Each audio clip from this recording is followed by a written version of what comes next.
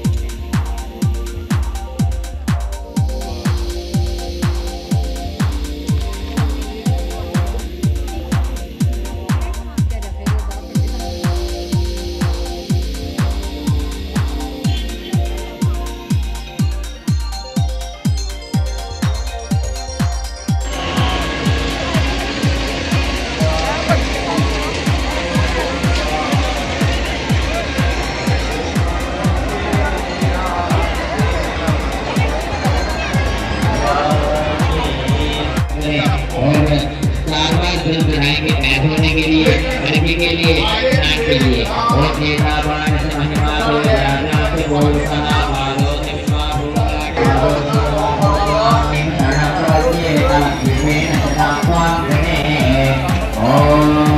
भूत भगत आर्यम जलप समर्पयामि योग आभार्यामि पंचामृत का स्नान होगा। इनके पास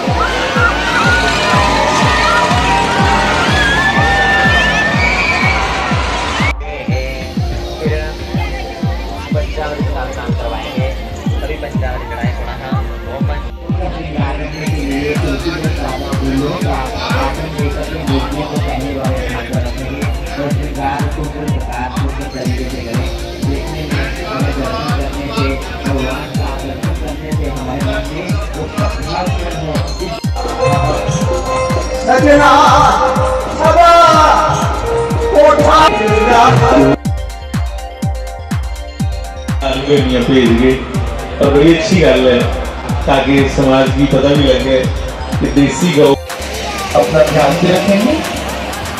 कोई कम्मा वाले भी कृपया